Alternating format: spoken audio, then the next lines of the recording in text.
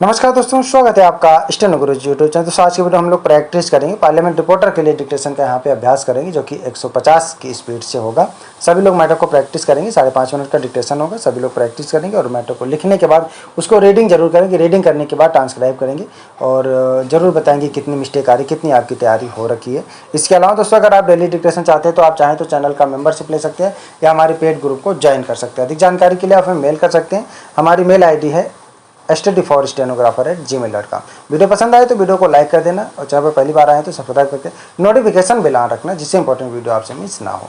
तो चलिए शुरू। रेडी? 5 सेकंड। 150 की स्पीड से होगा। सभी लोग प्रैक्टिस करेंगे। स्टार्ट। अध्यक्ष महोदय, मैंने सदन में अपना पहला भाषण करते हुए देश में पूर्ण लोकतांत्रिक व्यवस्था लागू करने की मांग की थी। संसद की अस्थायी समिति के सदस्य की हैसियत से मैंने दुनिया के कई प्रजातांत्रिक देश का दौरा किया है। इस दौरान मैंने यह अनुभव किया है कि संसार के बहुत से देशों में पूर्ण लोकतांत्रिक व्यवस्था का विकास हो रहा है। शासक और शासित वर्ग के बीच संबंधों में सब तरह के परिवर्तन हो रहे हैं। मैं समझता हूं कि अब हमें भी एक ऐसे शब्द पर विचार करने की ज़रूरत है जिससे आमतौर पर घृणा की जाती है। वह शब्द संप्रदायवाद है। जब हमारे देश में अंग्रेज़ों का शासन था और हम स्वतंत्रता की लड़ाई लड़ रहे थे, तब भी हम इस शब्द से परिचित थे। कुछ हद तक वही भाव आज भी इस शब्द से जुड़ा हुआ है। यह बड़ी चिंता की बात है कि स्वतंत्रता के लगभग 72 वर्षों के बाद भी यह शब्द समाज में अपना अस्तित्व बनाए हुए है।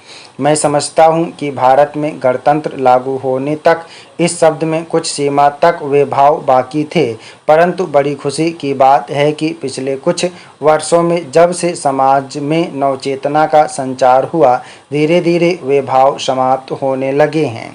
लंबे समय के बाद केंद्र में बनी पूर्ण बहुमत वाली हमारी सरकार ने संप्रदायवाद की समस्या से निपटने के लिए कहीं बेहतर प्रयास किए हैं। सभी सरकारी कामकाज लोकतांत्रिक तरीके से करने की व्यवस्था लागू कर दी गई है। अगर हमें लोकतंत्र को सही दिशा में ले जाना है तो हमें यह अच्छी तरह समझ लेना चाहिए कि लोकतंत्र का मतलब क्या है, लोग लोकतंत्र को कैसे प्रभावित करते हैं। मुझे लगता है कि देश की शासन व्यवस्था को उचित ढंग से चलाने के लिए संप्रदायवाद की समस्या को समूल नष्ट करना ही होगा। हम भारत के लोग आज इस बात पर गर्व कर रहे हैं कि हमारी सरकार इस दिशा में तीव्र गति से आगे बढ़ रही है। अध्यक्ष जी, संविधान में सरकार पर नियंत्रण रखने के लिए संसद की व्यवस्था की गई है। हमारे देश की शासन व्यवस्था में संसद ही सर्वोपरि है। यह तो हम सभी जानते हैं कि संसद के सदस्यों का चुनाव लोकतांत्रिक प्रणाली से होता है।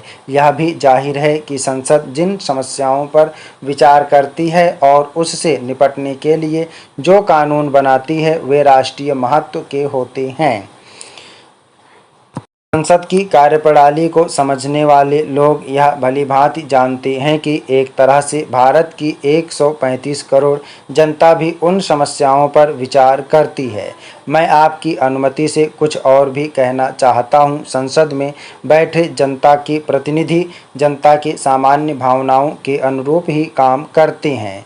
चूँकि सरकार को संसद के माध्यम से नियंत्रण में रखना आवश्यक है, इसलिए जनता निश्चित अवधि पर सरकार को उसके पद से हटाने की शक्ति रखती है। इसके अतिरिक्त मीडिया लोकतंत्र का चौथा स्तंभ होता है, जो परिवर्तन योग्य मुद्दे को लेकर वातावरण बनाता है।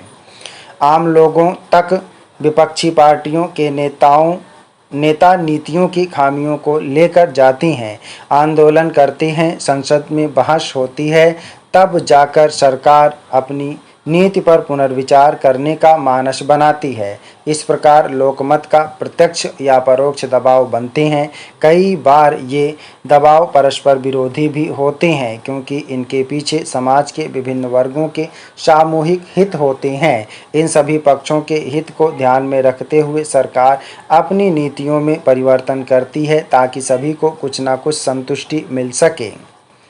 अध्यक्ष महोदय, पुराने ज़माने में शासक वर्ग केंद्रीकृत होता था, जो अब संभव नहीं है, क्योंकि अब हमारे देश की शासन व्यवस्था विकेंद्रीकृत हो चुकी है। शासन की सारी शक्तियां एक हाथ में नहीं हैं। अब हमारी नई पीढ़ी अपनी भलाई बुराई के बारे में स्वतंत्र विचार रखती है। शिक्षा के अभाव में पहले लोग इतने जागरूक नहीं थे, वे शीघ्र ही नेताओं के प्रलोभन में आ जाते थे। परंतु पिछले 5 वर्षों में हमारी सरकार द्वारा जितनी भी नीतियां लागू की गई हैं, उन सब के पीछे जनमत की सहमति या समर्थन रहा है। यही कारण है कि हमारी सरकार के किसी भी फैसले पर प्रतिपक्ष एकजुट होकर भी लोक भावना को सशक्त तरीके से प्रभावित करने में सफल नहीं हो पाया।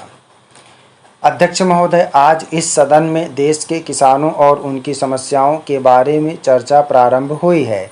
मैं यह कहना चाहता हूं कि मैं भी एक किसान हूं और किसानों की समस्याओं के बारे में जानता हूं। इसलिए मैं इस संबंध में जो भी कहूंगा वह अपने अनुभव के आधार पर ही कहूंगा।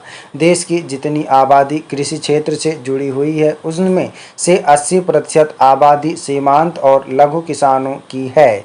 मात्र 20% किसान ही ऐसे हैं जो लघु किसानों की श्रेणी से कुछ ऊपर हैं। देश के अंदर खेती की जितनी भी ज़मीनें हैं, वे इन 80% लघु किसानों के हाथों में हैं। स्टाफ, धन्यवाद। दोस्तों, आप लोग प्रैक्टिस है, सभी लोग मैटर को प्रैक्टिस और ट्रांसक्राइब करेंगे। 150 की स्पीड से है, सभी लोग डिक्टेशन को लिखेंगे और उसको रीडिंग करेंगे। उम्मीद है कि दोस्तों वीडियो आपको पसंद आया होगा, तो वीडियो को लाइक कर देना, और अगर अभी तक आपने हमारे चैनल को सब्सक्राइब नहीं किया तो प्लीज़ सब्सक्राइब करके नोटिफिकेशन बेल ऑन करना। और दोस्तों, अगर आप डेली डिक्टेशन चाहते हैं तो आप चाहें तो चैनल का मेंबरशिप ले सकते हैं या हमारे पेड ग्रुप को ज्वाइन कर सकते हैं। अधिक जानकारी के लिए आप हमें मेल कर सकते हैं। हमारी मेल ID है studyforstenographer@gmail.com। अपना बहुमूल्य सुझाव हमें कमेंट बॉक्स में जरूर देना। वीडियो को पूरा देखने के लिए बहुत बहुत धन्यवाद। Thanks for watching. जय हिंद, जय भारत।